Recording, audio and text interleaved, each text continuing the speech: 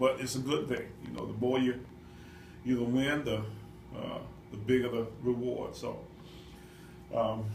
we are extremely proud of the way our guys handled themselves in the Florida A&M deal. It was one of those kind of games where you didn't know exactly where those guys were coming from. They did do some things, a good bit of things differently on defense, but we eventually got a grip on some things and got to run the ball pretty good. And from that point on, we were okay. But up to that point, we were, struggling a little bit. And, that's been kind of the usual for our team. We're still trying to make our offense go in a more consistent manner, but at the same time, it is what it is, and we do still try to find a way. Now, done. Questions? All right, Coach. What jumps out to you about Morgan? I know they're coming off a pretty tough loss and seem to be kind of an aberration for the way their season was going. Had no idea that the game would turn out the way it did with them and A&T. And A&T's got that kind of ability. They can big play a good bit, and I think they kind of got in a situation where they were on the road. A&T had a couple big plays. They got a turnover too. The next thing they knew, they were 21-0 down. They were down 31-0 at the half. And from that point, it was pretty much done. That surprised me as much as anything because up to that point, they had been really sound on defense. They do a nice job of keeping things in front of you. They don't necessarily come after you a bunch. They are a 11 eyes on the ball style kind of defense, and they also have been a team that have been able to control the football enough, but they don't put a lot of stress on their defense because they keep the football away from you some. They can really run the football, but getting behind, it's kind of like the old option teams. If you get them far enough behind early, they don't really have an answer because, they want to try to, methodically work the football on the field, and that's kind of works against your process in a situation where you're behind big. Coach, the defense has kind of been like the saving grace all season, and we had our best performance probably in the conference with almost 500 yards total offense, and Kyle had a pretty solid performance. Do you think he's kind of finding his way? Well, let's hope so. It'd be nice if that was the case. You see some of the old and some of the new as you go about evaluating his game from this past Saturday. He had a couple of turnovers. One turnover on the former deal was more on the center than anything else, and it was the perfect storm of sorts because Scoop was going in the exact wrong direction, so he couldn't get back on it. And then the turnover on the interception was one where if you go back to the interception that he threw in preseason practice when he just kind of stood there and watched it this time, he was the last guy. If he doesn't make that tackle, then that guy scores. And, the fact that he got himself over in a position to make the tackle, I was proud of than anything. So, I'm looking forward to seeing where he is this week. He was better last week than he was previously. Let's hope that the light has come on for him and he is going to, kind of move around a little bit better, do some things better. He's already one of the better guys at getting us in the right stuff, understanding protections, being able to check, be able to call, pass protection, that kind of stuff. So if we can get him to do some other things at the same level as his mental approach to the game, I think we might have something. Coach, I know a couple times I've heard you talk about being in control of your own destiny for the playoffs, for the conference. The number's down to 2. Is that any added pressure for you guys? Yeah, it is. As they get smaller, they get bigger. But the best part about it is you continue to be successful. And it's a lot of fun this time of the year, having, something to play for. And the fact that we are, in charge of the league right now as far as the tiebreakers are concerned, is good for us. So, I think our kids, we got a bunch of guys upstairs right now who just sitting around watching tape, that kind of stuff. They're hanging around I think the kids are really excited about it and want to be, conference champs that way. So, I think it's all good. Coach, you said you said preseason that Scoop was back with a vengeance. He's 5 yards away from 1,000, first 1,000-yard rusher since Will Ford in 2000. Is that right? It's been that long. Yeah. Talk a little bit about Scoop. Well, he's been that guy for us, the style of guy who goes out and earns everything he gets. And for a guy to sit out for a year the way he did and get himself back to full speed and to come back this past spring and do what he's done, has been a marvelous deal to watch, as far as what he's done and, the kind of year he's had. And nobody's more deserving. He's a great leader. He's all the kind of stuff that you want to have as far as being a player and as a total student athlete's concerned. So I'm real proud of him and excited for him and looking forward to seeing him break that 1,000-yard deal.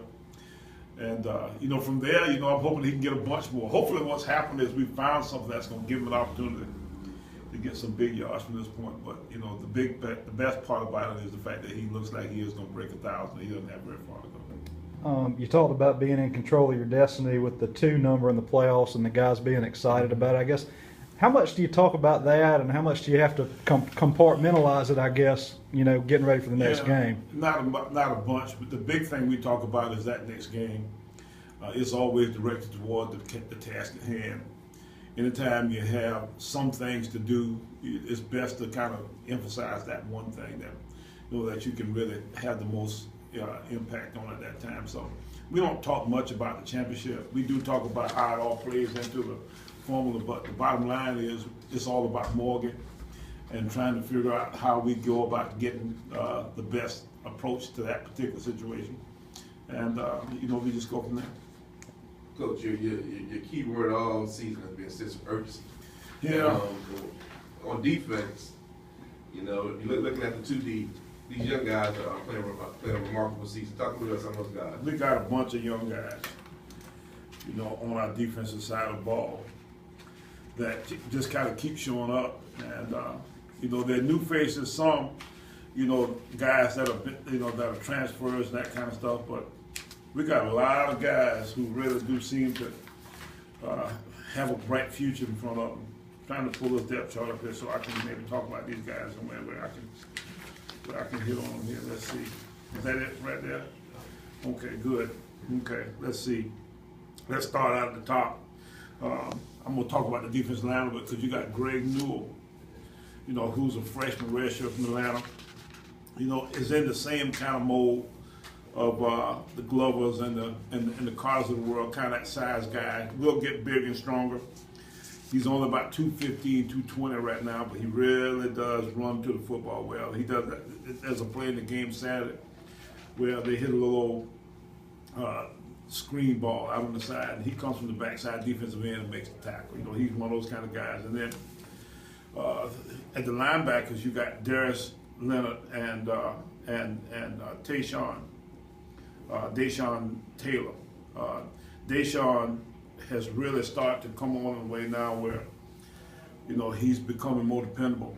He runs around real good. He's not quite as fast as Darius, but let me tell you what, those guys, those 2 young guys, in the formula, will really be, I think the future of our program.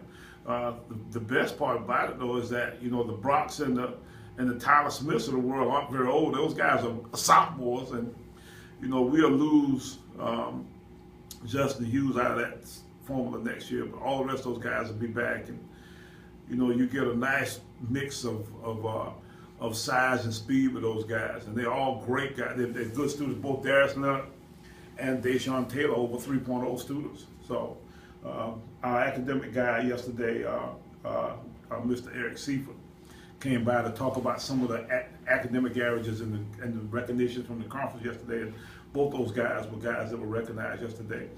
That whole crew, almost Tyler Smith, Tevin Rich, all those guys are great students. So, it's a good group of guys that way. And then, in our secondary, Chris Paulin's the guy that you really hear the most about. But now he's a redshirt guy. Chris has got this year and 1 more year to play for, so he's got 2 more years. He's got 1 more year. The rest of that crowd, Philip Henry didn't play last year. Antonio Hamilton didn't play last year. Marquise Jones, then Carlos Merritt's a freshman. That whole crew, Devondre Pough, all those guys, are new this year to the defense in a way where, they make you wonder, if you got the right to think that you ought to have this kind of success with as many new guys you got in the form. Now, we got those standbys, Glove and Hargrave and those guys, Settles, Reggie Owens, all those guys around. up front, Justin Hughes and linebacker, but that whole secondary is almost totally new. So, I'm really proud of the fact that our defensive staff has done the job they have. Tommy Restivo, has done a fantastic job of continuing to develop this defense, and he's the guy who's actually working with the secondary himself, and Ben Barton, the linebackers, Blanchett, Saxon, Coach Harris, all those guys were the up front guys. So we've got a great group of coaches and players working together to make that defensive side of the ball go in a way that I don't know if I thought could be, at the beginning of the year, because I really thought that we have some growing pains with all the youth that we had infused into the style of play. We were talking about a stat, Coach, before you walked in here. It's been 40 years since State has lost up at Morgan, and I understand you were on that team. Any Somebody memories told me of that? Is that right? Yep. It's been that long since I played, huh?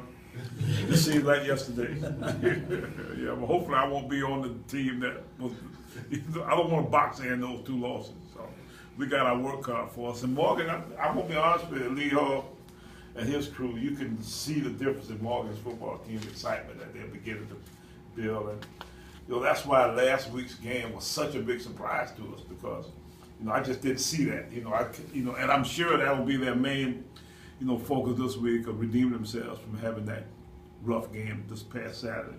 But as you build in programs, you have those kind of ups and downs sometimes. And, we are hoping that we don't necessarily go in there and think that that's the case, as far as what kind of team they are, because this is a much better football team than what you saw on Saturday.